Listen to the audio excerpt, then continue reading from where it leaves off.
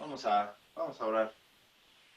Bendito Dios, cuántas gracias te damos, Padre, por permitirnos, Señor, en esta hora, poder conectarnos, Señor, y a través de estos medios, Señor, que se pueda difundir tu palabra, Señor, pero también, mi Dios, te damos gracias porque nos permites estar en comunión contigo y poder pedirte, Señor, por las peticiones, Señor, que pues nuestros hermanos necesitan, Señor, de ti, Padre.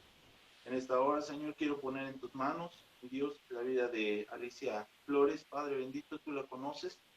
Tú sabes, Señor, que pues está pasando por estos momentos de enfermedad, mi Dios, por esta pandemia, Señor, que tenemos, Señor.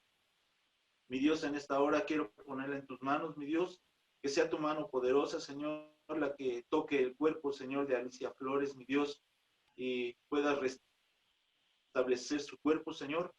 Y Señor, ella sea levantada con poder, mi Dios, que ella pueda testificar, mi Dios, que tú eres el Rey de Reyes, Señor de Señores, el que todo lo puede, mi Dios, y que, Señor, ella testifique de tu poder, Padre, porque, Señor, tú le has sanado, Señor, tú le has levantado y tú le has fortalecido, Padre.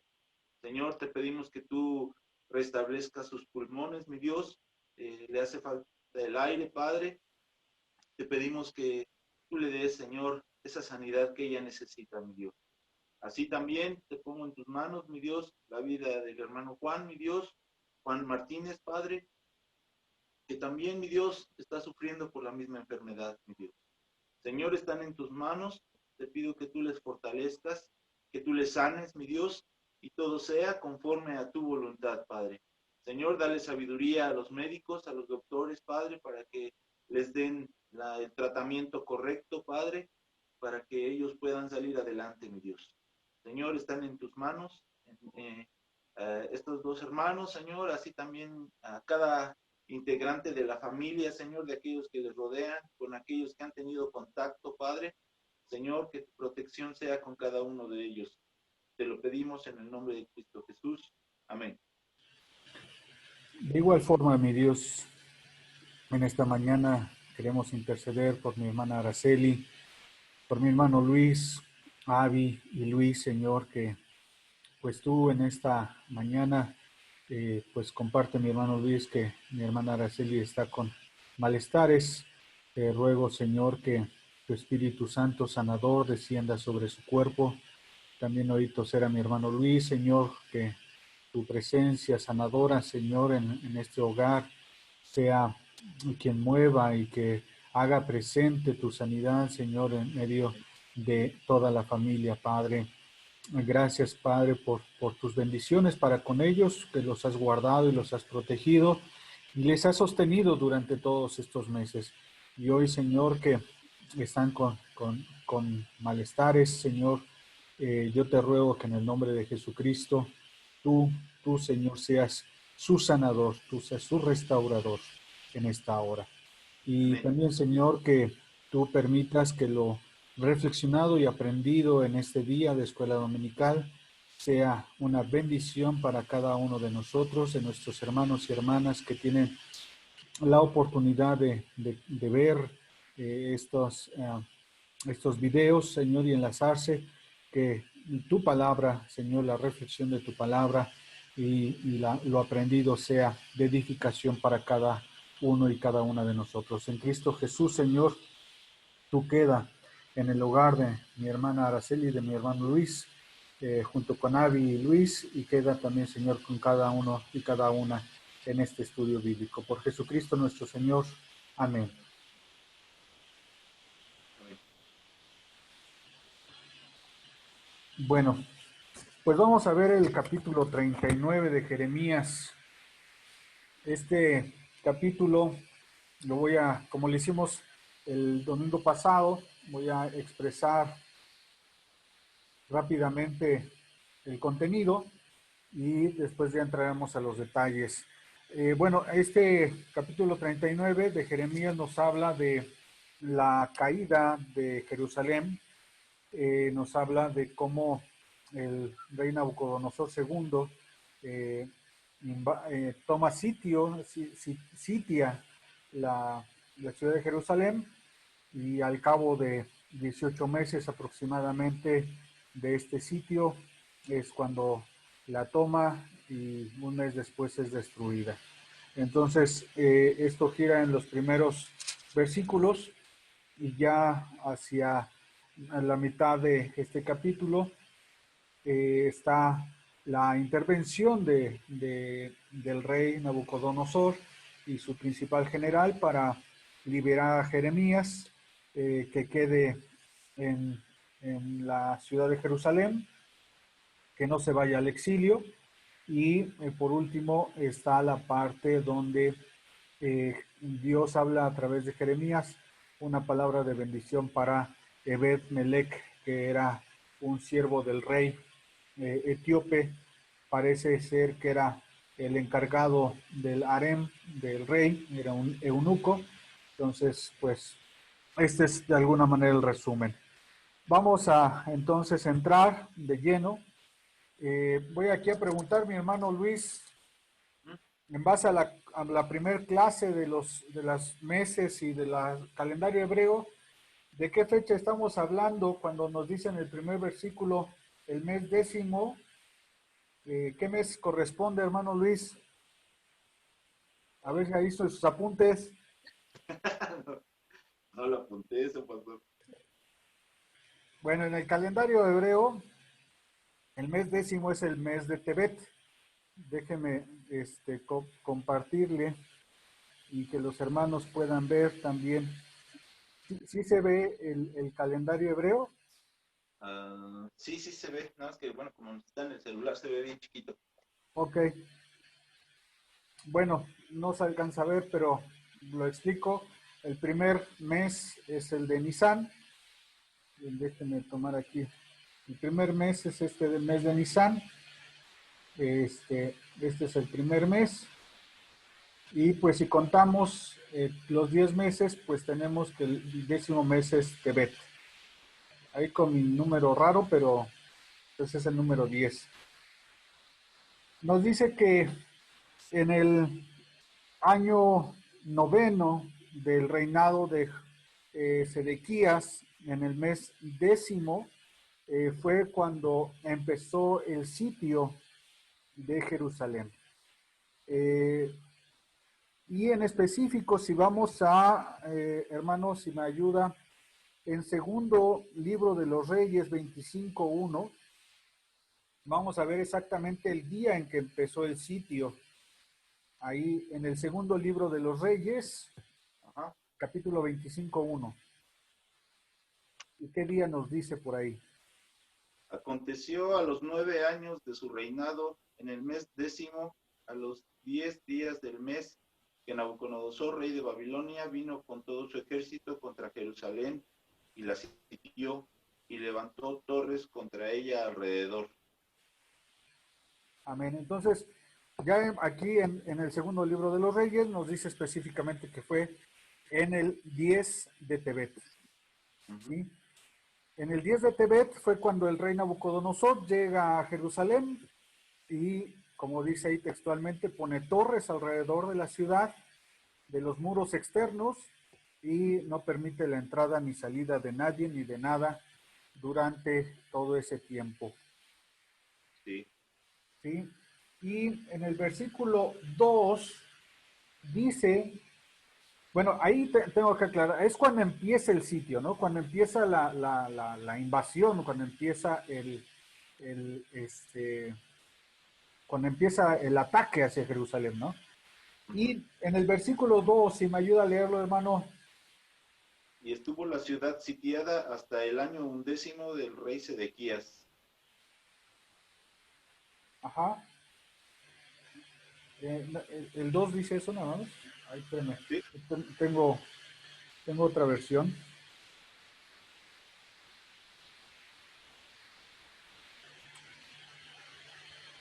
Ok, y si vamos también a, igual a Reyes 25, 3 y 4. A los 9 días del cuarto mes prevaleció el hambre en la ciudad hasta que no hubo pan para el pueblo de la tierra. Abierta ya una brecha en el muro de la ciudad, Huyeron de noche todos los hombres de guerra para el camino de la puerta que estaba entre los dos muros, junto a los huertos del rey, estando los caldeos alrededor de la ciudad, y el rey se fue por el camino del Arabá. ¿Ok? Entonces nos da aquí otra fecha. En los 9 días del cuarto mes del año undécimo, o sea, del año 11 del Ajá. reinado de Sedequías. ¿Sí? Entonces, ya tenemos que pasaron desde el día 10 del mes 10 del año noveno del reinado de Sedequías hasta hasta el día 9 del cuarto mes del año undécimo. Entonces, en el calendario hebreo, el mes cuarto es Tamuz y en el día 9 de Tamuz es cuando se abre la brecha del muro y pueden entrar los ejércitos a la ciudad, ¿no? Entonces, tomemos en consideración estas dos fechas y veamos cuánto duró el sitio. Si lo traemos a nuestras fechas como hicimos el ejercicio en la primera clase del calendario hebreo, el, haciendo como un comparativo, ¿no? Haciendo como un comparativo, estaríamos hablando que el 18 de diciembre del 2018, digo, haciendo un comparativo, ¿sí? Es un mero comparativo para que veamos la magnitud de este ataque. El 18 de diciembre del 2018 es cuando Nabucodonosor llega a Jerusalén y hasta el 1 de julio del 2020 es cuando abren la brecha. Son 18 meses donde la ciudad está sitiada, donde la ciudad está sin acceso, donde la ciudad está siendo atacada de manera regular, no diaria, pero de manera regular. No se permite el acceso de nuevos víveres, de nuevas, pues no entra ni sale nadie, ¿no? Entonces, Sí. imaginemos la magnitud de todo esto, ¿no? Yo creo que Si ahorita ya, que llevamos unos cuantos meses encerrados aquí en la pandemia, la hemos visto difíciles, llevamos 4 meses. sí, Imagínense imaginémonos que la Ciudad de México estuviera sitiada desde el 18 de diciembre del 2018 y sí, el 1 de julio del 2020 es cuando cae la ciudad, bueno, cuando cae la Ciudad de México. sí. Es un tiempo enorme y las circunstancias son terribles, ¿no? Sí, pues ahí, aquí les advierte, ¿no? Que si se quedan ahí, morirán de hambre y de pestilencia. Así es, así es. Entonces fue muy complicado. Ahora ya voy a dar las fechas más reales, ¿no? Estoy hablando como de un ejemplo para traerlo a nuestro tiempo y que nos impacte el tiempo que padecieron Jerusalén. Se calcula aproximadamente que en el año 589 antes de Cristo fue cuando Nabucodonosor empieza el sitio y la ciudad cae en el 587 antes de Cristo. Entonces, en esas fechas se calcula aproximadamente que es la caída de Jerusalén. ¿Sí? Entonces, pues es un tiempo muy complicado, es un tiempo muy difícil. Ahora quiero que vayamos, hermano, a Jeremías 52, 12 y 13.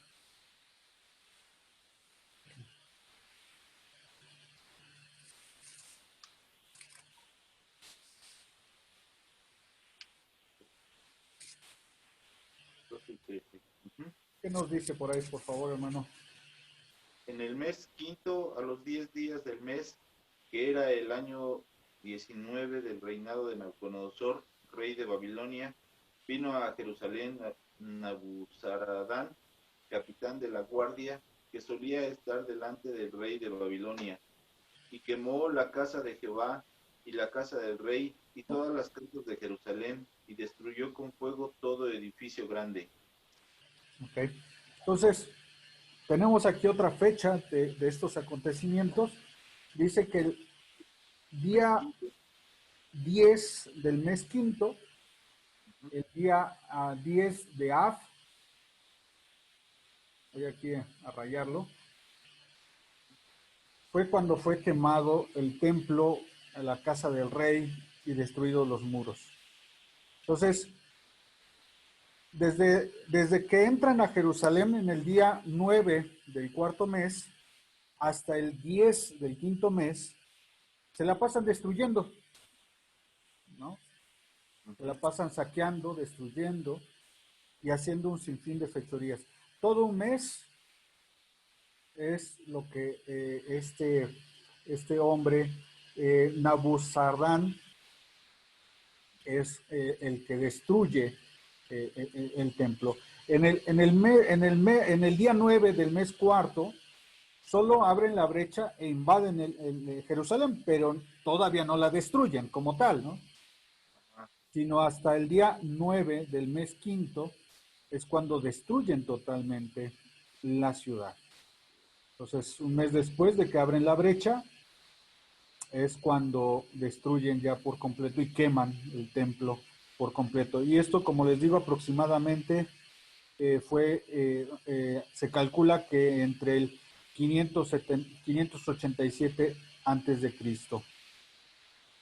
Ahora, ahí hay unos nombres en los versículos siguientes del capítulo 39. Están los generales o los príncipes del rey de Babilonia, dice aquí. Están ahí algunos nombres importantes. Si podemos leerlo, versículo 3, mi hermano Luis. Y entraron todos los príncipes del rey de Babilonia y acamparon a la puerta de en medio.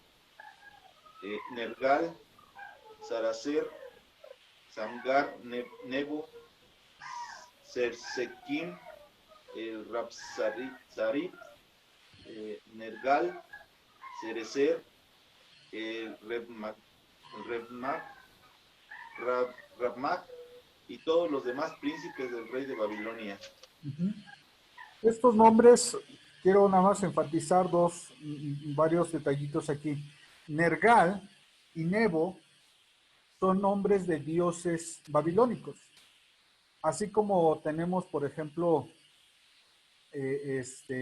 nombres que incluyen el nombre de Dios como Abel, como Israel, que incluyen el nombre de Dios.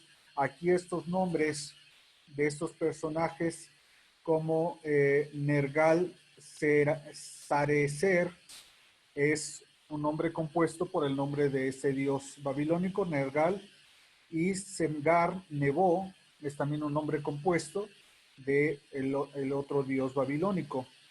Y Sarsekim, el Rapsaris, este término Rapsaris significa jefe de los eunucos, algo así parecido como era a Abed Melech, que era jefe de los eunucos del rey, de su harem, de las mujeres que él tenía. Era el encargado, Sarsekim, y el otro, Nergal Sarecer, el Rafmag, significa que era el jefe de los magos. Entonces, estos personajes, aparte de que estaban en la comitiva del rey, eran hombres sumamente importantes en la comitiva del rey, estaban allí acompañándolo. Obviamente, pues el rey con sus mujeres, el rey Nabucodonosor con sus mujeres, bajo el cuidado de Sarsekim, y pues el otro príncipe, Nergal Sarecer, era su mago de confianza, a quien consultaba sobre los triunfos o los pasos a seguir, como pues los hemos visto luego en las películas, ¿no? Que están siempre ahí consultando a sus magos, ¿no? Son esta comitiva que tiene el rey Nabucodonosor. Huyen, Sedequías, ya viendo que habían entrado, huyen, salen de noche por la ciudad quiero cambiar en mi diapositiva. Ah, ahí se quedaron los numeritos. ¿Cómo los borro? Ah, ahí está, ya los borré. Ya los logré borrar. Ok, digo, este no es una fotografía del templo de aquella época, obviamente no hay ni grabados ni nada, pero Sí, nos puede dar un poquito la idea de lo que era. Y en la parte norte o en la parte de arriba, voy a volver a dibujar, en la parte de acá arriba es por donde aproximadamente el rey y toda su comitiva salieron, porque por la puerta de enfrente es por donde entran los príncipes de Babilonia. Entonces, obviamente buscan huir por el otro lado y salen de noche. Si vemos hay un doble muro y entonces buscan huir por esa parte para escapar, pero a final de cuentas los ejércitos de los príncipes de Babilonia los alcanzan cerca de los llanos de Jericó y lo toman al rey Sedequías y lo llevan ante Nabucodonosor, que en ese momento el rey Nabucodonosor ya no está en Jerusalén siendo el invasor, sino obviamente pues están sus generales, como lo estamos leyendo. Ya el rey Nabucodonosor se trasladó a, a Ribla. Déjenme cambiar la diapositiva. Uh, aquí está un poquito.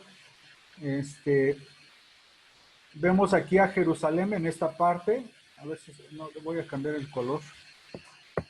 No sé cómo cambiar el color. A ver si con este se ve. No, está igual. Bueno, pero aquí está Jerusalén sí, ya y lo Ribla vi. está acá arriba. Ajá, Entonces, en este momento, cuando es tomada la ciudad, el rey Nabucodonosor ya no está en Jerusalén, sino solo sus generales son los que están atacando, son los que invaden, y el rey Nabucodonosor pues está de alguna manera descansando, pues atendiendo sus asuntos como rey en Ribla, ¿sí?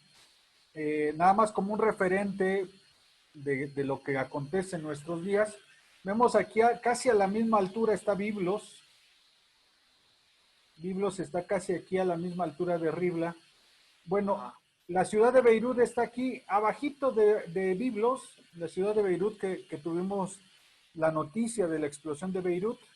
ajá, Está aquí abajito de Biblos, sí. está aquí, en donde estoy haciendo mis rayones. Ujú.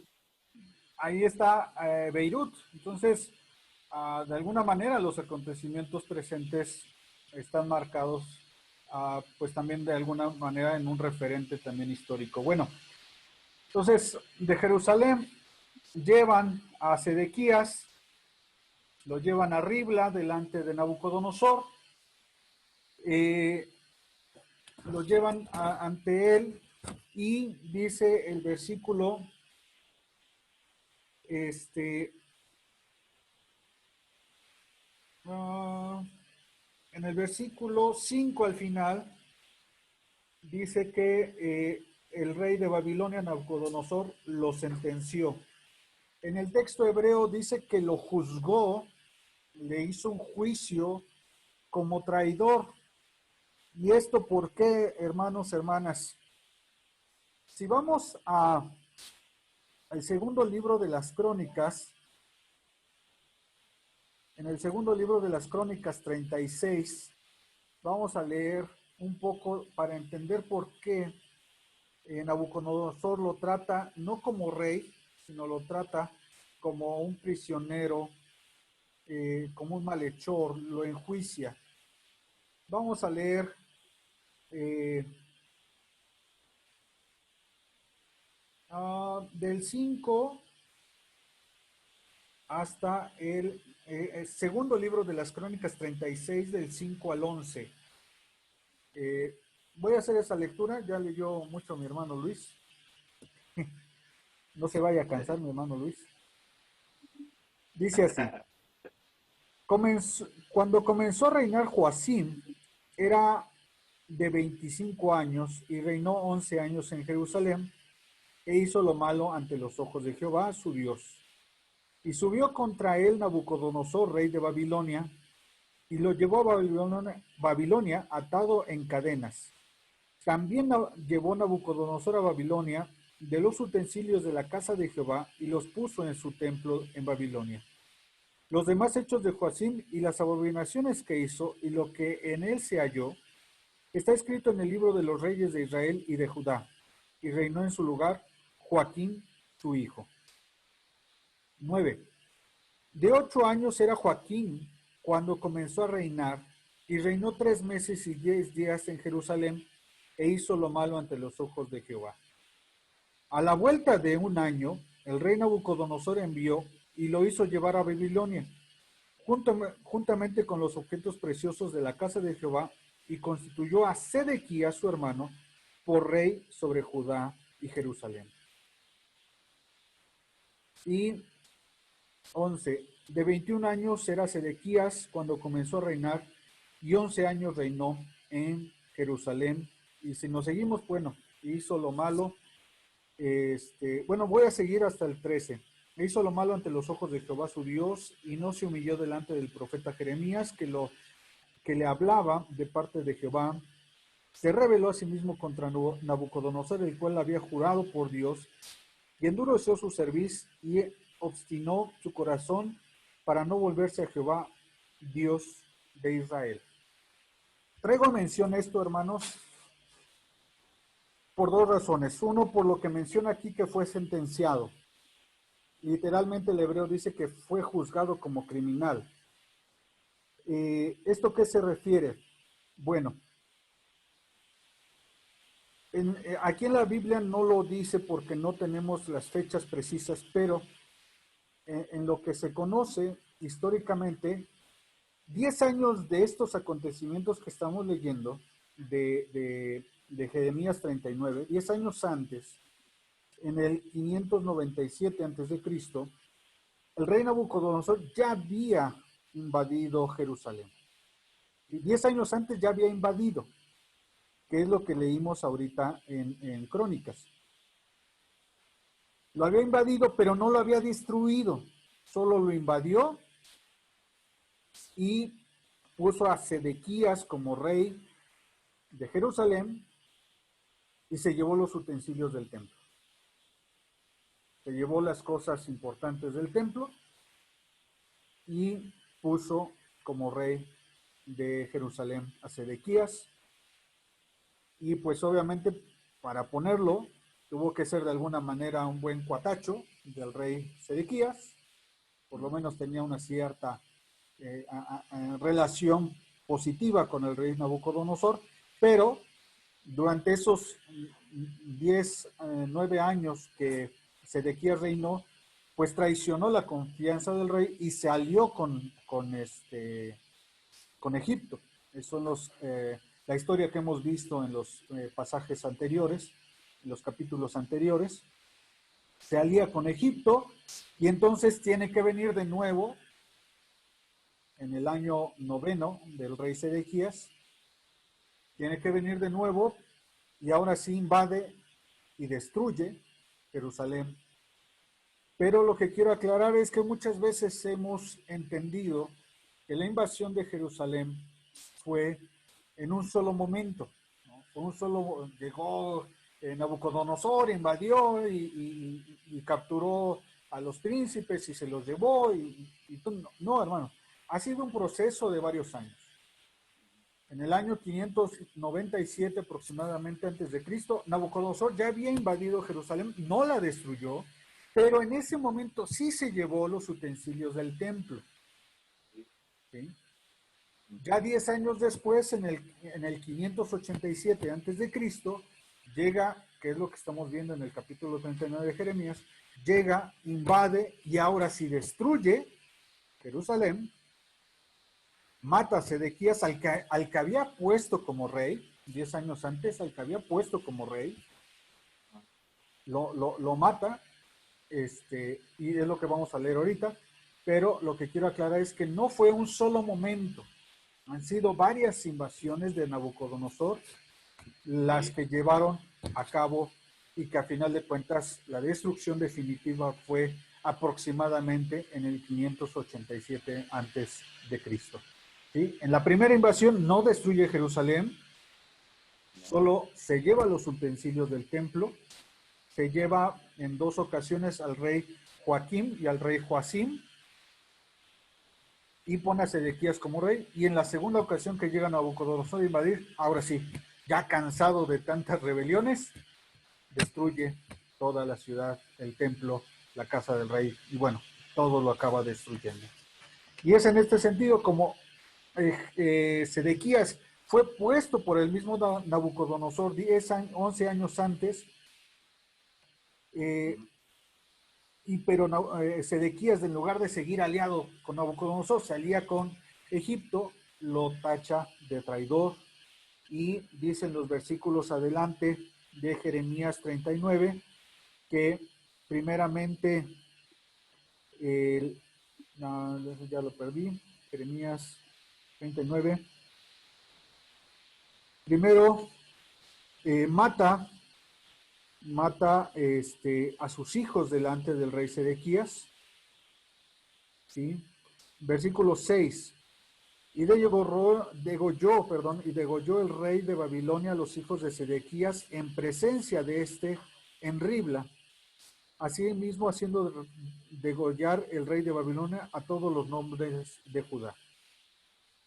7, y sacó los ojos del rey Sedequías y lo aprisionó con grillos para llevarle a Babilonia. Entonces, veamos cómo termina Sedequías al traicionar la confianza de Nabucodonosor, al no escuchar al profeta Jeremías, al rebelarse constantemente al profeta Jeremías, termina viendo cómo degollan a sus propios hijos, seguramente también a sus esposas. Él le he sacado los ojos, literalmente dice cavado los ojos, o sea, perforaron, abrieron los ojos de Sedequías, una crueldad terrible, y aparte lo llevan con grillos, con cadenas, hasta Babilonia. Lo termina siendo un prisionero de guerra en lugar de ser atendido como rey. ¿Sí? Sí. Esto sucede al rey. Ahora, en el versículo 8 ya nos habla de que destruyen, prenden con fuego la casa del rey, la casa del pueblo, y derriban los muros de Jerusalén, que es lo que vimos que sucede un mes después, ¿no? Entonces, esta es la destrucción total de Jerusalén. Las principales familias que estaban en contra de Jeremías son asesinadas también, son degolladas también. Y el rey Sedequías es también, su familia es degollada. Él vive, pero le sacan los ojos y va con cadenas y grillos desde Ribla hasta Babilonia. Si vemos el mapa que estoy compartiendo, pues desde Ribla camina ciego hasta todo el trayecto hasta llegar a Babilonia. Todo ese trayecto, miles de kilómetros, va con los ojos cercenados, va con cadenas y grillos y va solo, ya porque no va ni su familia, no van sus principales nobles, no van las familias que lo apoyaban, va solo el rey Sedequías. Pues sí, como dice, qué crueldad, ¿no? Hacerle todo esto. Así es, hermano, pero es algo que ya estaba avisado por Jeremías. Jeremías le dijo, si tú te alías con Nabucodonosor, nada de esto te va a pasar. Ajá, sí. Pero si tú sigues rebelde a Nabucodonosor, te va a ir muy mal. Sí. Y él prefirió lo vimos el domingo pasado, prefirió ver a poner atención a sus príncipes, a sus nobles, que poner atención a Jeremías, ¿no? Y bueno, en el versículo 9 y 10 nos habla de que el pueblo que había quedado, los que se habían adherido a Nabucodonosor, y en otras traducciones dice que también los artesanos que habían quedado en Jerusalén, la gente que no era de las clases altas para acabar pronto, la gente pobre, la gente humilde, la gente que no pertenecía a estas casas importantes, a estos nobles importantes, dice el versículo 10, eh, los pobres del pueblo que no tenían nada, les dio viñas y les dio heredades. A los nobles, a la gente importante, es a los que se llevan a Nabucodonosor, es a los que mata, a los que destruye, y a la gente pobre, humilde, es a la que deja trabajando en las tierras de Jerusalén para que tengan tributos el rey de Babilonia, ¿no? Obviamente no los deja meramente como premio, ¿no? No los deja premiados. Ahí te dejo 5 hectáreas para que pues ahí descanses, ¿no? O sea, le deja las 5 hectáreas, pero para que las trabaje, tengan tributo, tenga tributo el rey de Babilonia, ¿no? Entonces, obviamente es algo bueno, entrecomillado, es algo bueno, porque al final de cuentas, si eran la gente que no tenía ya recursos, la gente del pueblo, la gente que normalmente es la que sufre más, aquí los generales de Babilonia les entregan tierras, les entregan posesiones de tierras para que pues puedan vivir de ellas, pero también para que las trabajen. Entonces, hasta cierto punto, este castigo de parte de Dios libera al pueblo, a la gente pobre, la libera de la esclavitud o de la miseria, más bien de la miseria que estaban padeciendo bajo los malos reyes de Judá, ¿no? Esto es de alguna manera una cierta buena noticia. El hecho de que los generales del pueblo de Babilonia les den tierras, porque así su pobreza puede ser suplida de muchas, a través de estas tierras, ¿no? Aquí terminamos la primera parte. ¿Algún comentario, hermanos? Si quieren escribir también a nuestros hermanos de Facebook, si quieren hacer alguna pregunta allí en el Facebook, agréguenle en los comentarios. Hermano Luis, ¿alguna pregunta hasta aquí? No, pastor, está bien. Bueno. Jeremías, vamos a seguir entonces con el versículo 12. Jeremías es rescatado por Nabucodonosor. Jeremías es rescatado por Nabucodonosor.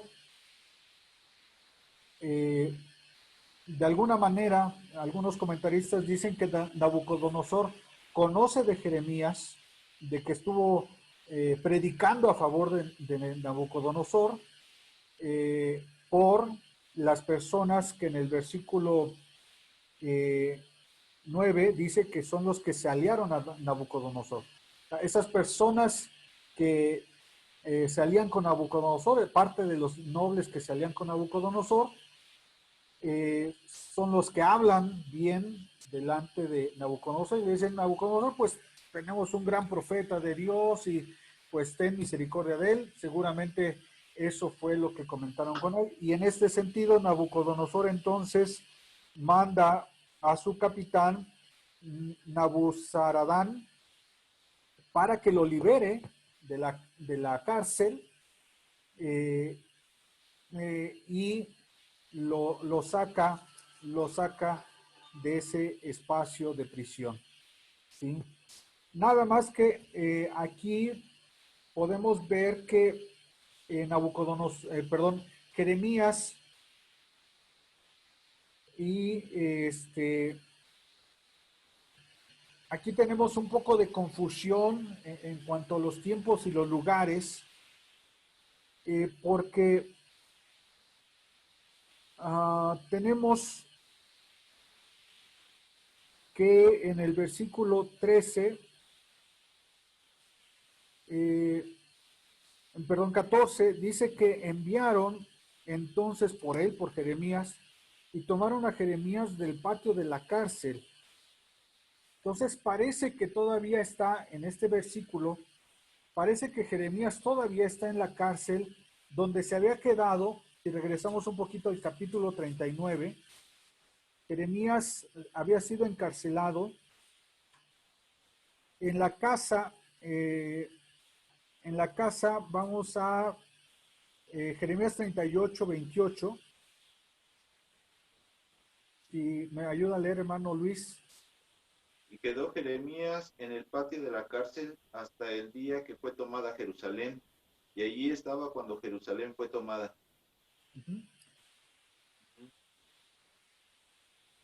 Y por favor también el 26.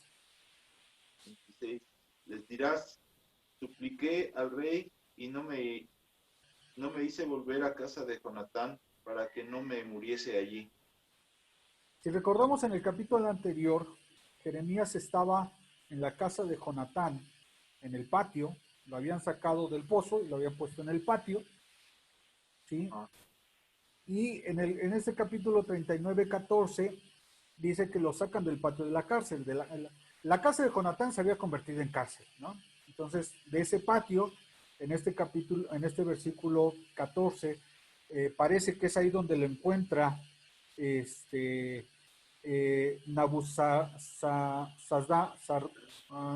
Nabuzaradán.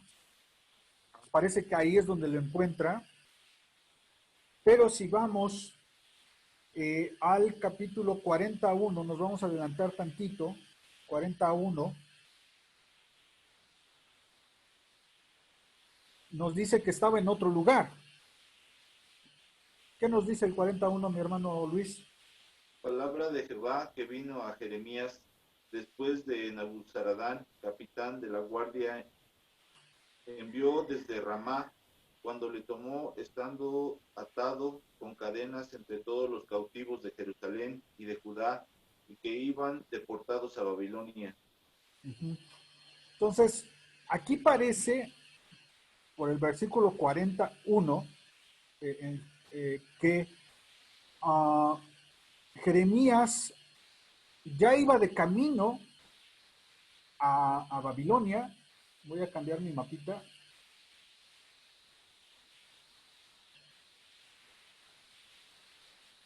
Ya estaba en Ramá.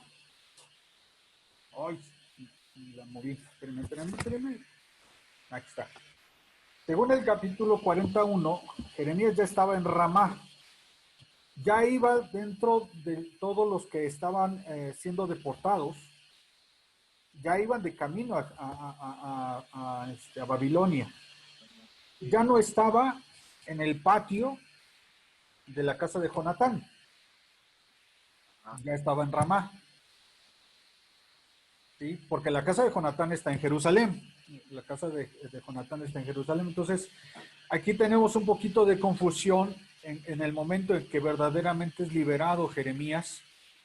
Si es liberado en la casa de Jonatán, de la cárcel que está en Jerusalén, o es liberado cuando ya iba de camino con los deportados a Jerusalén. Tenemos esa discrepancia en esta cuestión.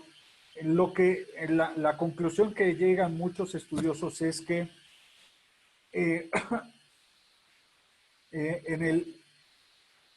en la temporalidad del capítulo 39, 14, está hablando realmente de Ramá, no está hablando de la casa de Jonatán, sino ya está hablando de que ya está en Ramá, está en otra casa, está en otra cárcel, en otro patio, encadenado, aprisionado.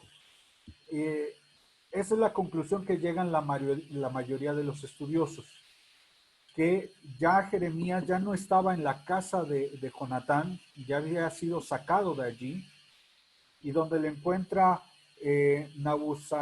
Nabuzarán es realmente en Ramá, en otro patio, en otra casa, en otro lugar, pero ya en la ciudad de Ramá. ¿Sí? Aquí tengo una nota. Ajá. Dice, a casa. La expresión se refiere probablemente a la residencia del gobernador en Mizpa. Sí, obviamente, pues no tenemos un mapa, o sea, bueno, el texto bíblico no nos da un mapa geográfico para decir aquí estaba, ¿no? Ajá. Tenemos que lucubrar un poquito lo que la mayoría de los comentaristas, más que estar en casa de Jonatán o en alguna casa en Jerusalén aprisionado, realmente ya iba de camino a Babilonia, iba con los deportados y en una casa diferente a la de Jonatán, diferente a la de Gedalías, es donde lo encuentra Nabuzaradán y de ahí lo libera. Ajá. Eso es lo que la mayoría concluye, que Jeremías ya iba con los deportados y lo entrega Nabuzaradán, el capitán de la guardia, encuentra a Jeremías en Ramá, le quita las cadenas y se le entrega a Gedalías. ¿Sí? Ahora, este Gedalías no es el mismo Gedalías del 38.1. ¿Sí? Este Gedalías que nos menciona aquí en el capítulo 14 dice que es Gedalías, hijo de Ahikam. ¿Sí? 14, un poquito más de la mitad. Sí. Gedalías, hijo de Ahikam, hijo de Safán. ¿Sí? El capitán de Nabucodonosor encuentra a Jeremías en Ramá, de ahí lo libera y se lo entrega a Gedalías, hijo de Ahikam. Este Gedalías había sido ya ayuda a Jeremías en capítulos anteriores. Si vamos a Jeremías 26-24, Jeremías 26-24.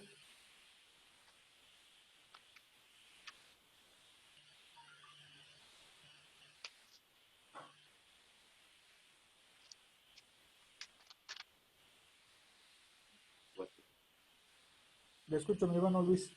Pero la mano de Aicam, hijo de Safán, estaba a favor de Jeremías para que no le entregase en las manos del pueblo para matarlo. Aquí vemos, hermanos, que parte de los nobles, incluyendo a Gedalías, a su padre Ahikam y a su abuelo Safán, esta familia, que también pertenecía a los nobles, estaban a favor y cuidaban de Jeremías. Ellos sí escucharon la voz de Jeremías y por ello, cuando el capitán de la guardia encuentra a Jeremías, se le entrega a Gedalías, hijo de Ahikam, hijo de Safán, para que cuidara de él. ¿Sí? Ya vemos que desde antes ya habían tenido cierto cuidado de Jeremías y bueno, aquí todavía más se afirma porque en casa de Gedalías, hijo de Ahikam, hijo de Safán, es donde vive un tiempo Jeremías al cuidado de él. Ahora quiero que vayamos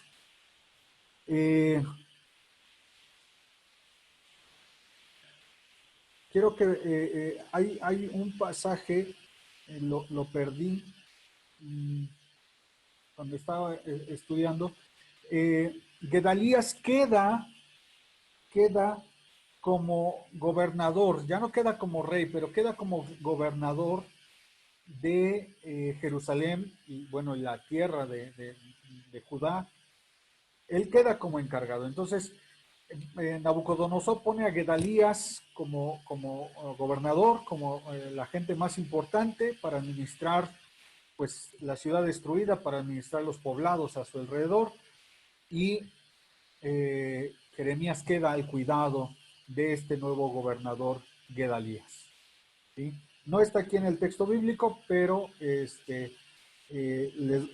voy a dar esa referencia donde Gedalías queda como el encargado de toda Jerusalén y el pueblo en general.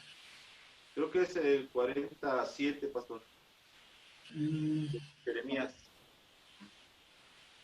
cierto, sí, sí, sí, lo lee, hermano, por favor. Cuando todos los jefes del ejército que estaban por el campo, ellos y sus hombres, oyeron que el rey de Babilonia había puesto a Gedalías, hijo de Ahicam, para gobernar la tierra y le había encomendado a los hombres y las mujeres y los niños y los pobres de la tierra que no fueron transportados a Babilonia. Bueno, ya, gracias, mi hermano Luis, qué bueno que ya lo encontró. Entonces, Gedalías queda como gobernador y al cuidado de ese gobernador queda Jeremías. ¿Sí? Y ya por último, la última parte del 15 al 18. Aquí tenemos un conflicto escritural, hermanos, hermanas. Tenemos un conflicto escritural. ¿Por qué?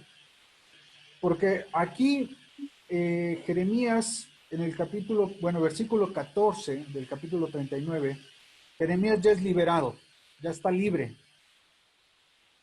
ya está en casa de Gedalías, ya libre sin ningún problema, pero en el versículo 15 se le ve otra vez prisionero.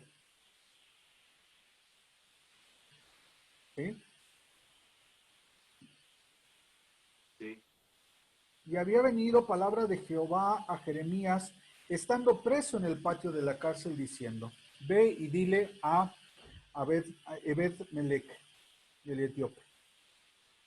Muchos estudiosos de la Biblia piensan que estos 4 versículos, 15, 16, 17 y 18, realmente debería ser la continuación del capítulo 38. Ajá. ¿Sí? Del capítulo 38, estos 4 versículos deberían ir entre el capítulo 38, 28 y el 39, 1. Tendría un mejor sentido. ¿Por qué? Porque en el capítulo 38, 28 termina diciendo Jeremías estuvo en el patio de la cárcel, ¿no? Y quedó Jeremías en el patio de la cárcel hasta el día que fue tomada Jerusalén, y allí estaba cuando Jerusalén fue tomada. Y si nos seguimos, y habiendo venido palabra de Jehová a Jeremías, estando preso en el patio de la cárcel, tiene un mejor sentido, Pues sí. ¿no? Porque continúa la historia, ¿no? De que está en prisión. Y obviamente si cortamos en el versículo 14 y nos seguimos con el 41 y nos brincamos esta parte, también toma un mejor sentido la construcción de la historia. Dice, si me lo voy a brincar, y enviaron entonces, estoy leyendo Jeremías 39, 14, y enviaron entonces y tomaron a Jeremías del patio de la cárcel y le entregaron a Gedalías, hijo de Ahicam, hijo de Safán, para que lo sacase a casa, y vino entre el pueblo. Y si seguimos, palabra de Jehová, estoy leyendo 41, me estoy brincando estos versículos. Palabra de Jehová que vino a Jeremías después de Nabuzaradán, capitán de la guardia, lo envió desde Ramán cuando le tomó estando atado en cadenas y de todos los cautivos de Jerusalén y Judá que iban deportados a Babilonia. Y tomó pues el capitán y bueno, lo libera y todo el rollo. Tiene como más continuidad las dos historias. Sí, sí, sí, sí. ¿No? Entonces, esta, en la crítica literaria de la Biblia, nos podemos extraer un poquito estos versículos y ubicarlos entre el 38 y el 39 y darle continuidad a la historia del 39:14 al 41. Tendría un mejor sentido la historia. Y bueno, si tomamos esta reconstrucción de la Biblia, si hacemos caso a esta reconstrucción, entonces vemos que los versículos 15 al 18, Jeremías sigue en prisión, está en el patio de la casa de Jonatán.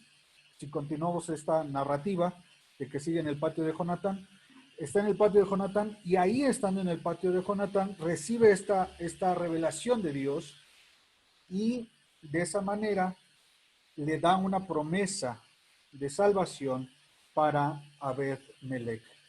Esta promesa de salvación le dice que Abed-Melech verá la destrucción del templo, pero que no va a ser entregado a sus enemigos, sino que va a salvar su vida.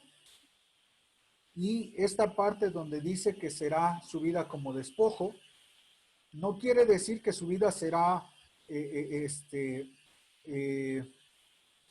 será como botín, perdón, en versículo 18. Ciertamente te libraré y no caerá esa espada, sino que tu vida será por botín, porque tuviste confianza en mí, dice Jehová. Abed-Melech, recordemos en el capítulo anterior, ayudó a salir a Jeremías del pozo, le salvó la vida, y como recompensa de esa acción de misericordia por Jeremías, Dios le promete que no va a morir en manos de sus enemigos, no va a morir en la destrucción de Jerusalén. Él va a ver la destrucción de Jerusalén, pero no va a morir en esa destrucción. Y su vida, si bien se oye así como medio raro, y que tu vida será un botín, lo que significa en el hebreo quiere decir que su vida, si bien no va a ser muerta, no va a ser destruida su vida, va a empezar de cero, va a empezar de nuevo, va a empezar como si no tuviera nada de nuevo. Y ese es el sentido que dice aquí. No es que vaya a, aquí también tenemos una disputa entre los estudiosos de la Biblia, si se refiere a que Abed-Melech se fue con los deportados a Babilonia, o fue de los pobres que se quedó en Jerusalén para recibir esas heredades. Pero de alguna u otra manera, la vida de Abed-Melech no fue destruida ni por los príncipes a los cuales le tenía miedo, los príncipes de Jerusalén, que en el capítulo 38 pues tenía cierto temor hacia ellos, y tampoco va a ser muerto a espada por los babilonios. En ningún momento va a morir Abed-Melech, fue la promesa de Dios, y iba su vida a reiniciar, ya no como eunuco, ya no como encargado de los harem del rey, sino iba a empezar de cero, iba a empezar su nueva vida en las condiciones que se dieran de ahí en adelante. Eso quiere decir esta expresión de que tu vida será por botín. Va a reiniciar, va a volver a empezar tu vida, y en ese sentido Dios le da la oportunidad de empezar tu vida nueva en la condición, en cualquiera de estas dos condiciones, empezar de nuevo una vida en Babilonia siendo deportado, o estando en Jerusalén con esas tierras que se repartieron, pero va a empezar su vida, va a arrancar su vida desde cero. ¿Sí? Hasta aquí es los detalles del texto bíblico. ¿Algún comentario, pregunta, hermanos, hermanas? Pues vemos también cómo Jeremías sufrió, ¿no? Por llevar la palabra de nuestro Dios, estando encarcelado, y pues el maltrato que sufrió. Sí, hermano Luis, definitivamente. Lo comentábamos el viernes, a los que se predica la palabra, no siempre les va bien, ¿no? Sí, sí. Los que se comprometen con la palabra, a decir la verdad de la palabra, no siempre les va bien. Ujú. Y a veces sí se llega a este punto de sufrir bastante, bastante, bastante. Sí. Bueno, quiero nada más hacer la reflexión de esta mañana en torno a lo que vimos. Este capítulo tiene que ir muy unido con el capítulo 38. En el capítulo 38 vemos a Sedequías siendo rebelde a la voz de Jeremías, vemos a Jeremías que sufre, es aprisionado, y vemos a Bet-Melech que en misericordia se vuelve a salvar a Jeremías. Esto pasa en el capítulo 38. En este capítulo 39 parece que son las recompensas de los actos de cada uno de ellos. Sedequías, siendo necio a la voz de Dios, muere toda su familia, le cercenan los ojos y es llevado a Babilonia como prisionero. Jeremías, que había predicado la palabra de Dios, que había escuchado la voz de Dios, es restituido a estar en la corte del nuevo gobernador, Gedalías, es liberado, es restituido y ahora vive en libertad junto con el gobernador de Jerusalén. Y Abed-Melech, este etíope que en misericordia fue movido en misericordia, que liberó que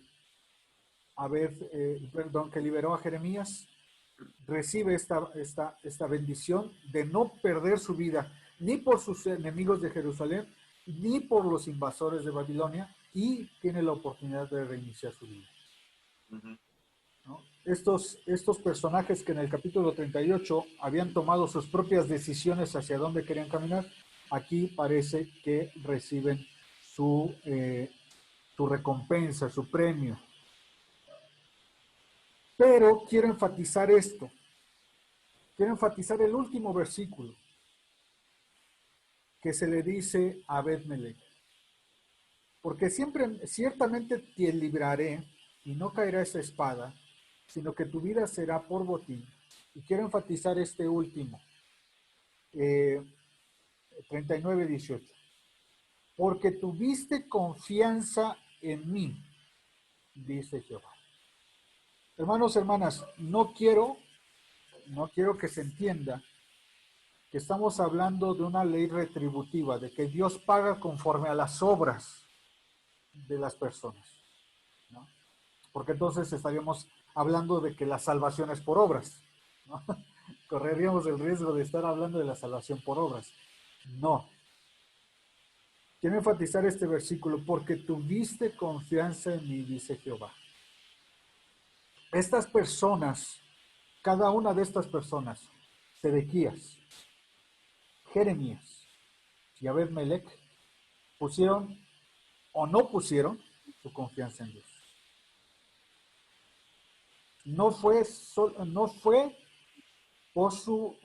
meramente por su actuar. No fue solamente porque hicieron algo bueno que Dios los recompensó, que Dios los salvó porque hicieron algo bueno. No, sino porque tuvieron confianza en Dios. Y en esa confianza actuaron y se movieron conforme a esa confianza. ¿Sí? Pero lo primero y lo principal es que tuvieron confianza en Dios. No perdamos de vista, hermanos, y no confundamos el obrar de cada uno de ellos, aún el mal obrar de Sedequías. Responde a si confió o no confió en Dios. De igual forma, el actuar de Jeremías responde a la confianza o no confianza en Dios. Y el actuar de Abed-Melech corresponde a la confianza o no confianza en Dios. Si Sedequías hubiera confiado en Dios, hubiera actuado aliándose con Nabucodonosor. Sí, como lo hizo Jeremías, que confió en Dios. le fue mal al principio, sí, pero en su actuar fiel a Dios, le llevó, esa confianza en Dios le llevó a actuar de forma positiva. De igual forma, Abimelech tuvo confianza en Dios, tuvo confianza en Dios, actuó conforme a esa confianza y sacó adelante a Jeremías. Entonces, la reflexión de esta mañana es que nuestra acción, nuestro actuar, nuestra vida sea reflejo de nuestra fe, de nuestra confianza en Dios. Si tenemos confianza en Dios, vamos a actuar de manera valerosa. Si tememos más a los hombres o a cualquier otra cosa, estaremos actuando con temor y no en confianza en Dios. Si confiamos plenamente en Dios, aunque nos vaya mal, como a Jeremías, tendremos la confianza que el Señor nos librará. Entonces, no nos enfoquemos a esta cuestión retributiva. Hizo algo bueno, Dios le va a pagar con algo bueno. No. Estos tres personajes que se narran en los capítulos 38 y 39 es en base a la confianza que tuvieron en Dios. Sedequías no confió y le fue mal. Jeremías confió y en su momento le fue mal, pero al final terminó siendo librado. Y Ebed-Melech, confió en Dios y fue librado. Entonces, esta es la reflexión de estos dos capítulos, en especial del 39. La confianza puesta en Dios siempre será nuestra liberación. ¿Algún comentario, hermanos, hermanas? ¿No? Hoy hablé yo mucho. Hoy no me gustó porque hoy hablé mucho yo. Bueno, pues vamos a orar, hermanos, ya estamos sobre el tiempo. Vamos a orar y que Dios confirme esta palabra en nosotros. Señor, en esta mañana hemos estudiado el capítulo 39. Tantos detalles que suceden en torno a la toma de Jerusalén, pero sobre todo lo más importante es que las personas que confiaron en ti fueron libradas. Las personas que pusieron su confianza en ti, aún en medio de la guerra, aún en medio de esa situación del sitio, fueron libradas, porque confiaron en ti, mi Dios. En cambio, aquellos hombres y mujeres que no confiaron en ti, fueron muertos, fueron degollados, fueron esclavizados, fueron como Sedequías, le sacaron los ojos. Terrible situación. Por ello, Señor, hoy, en nuestros tiempos, en nuestros días, muévenos a confiar en ti. Muévenos a tener esa plena confianza en ti. Aún en esta noche oscura, en este tiempo de pandemia tan difícil, sigamos confiando en ti. Porque al final, tú nos librarás.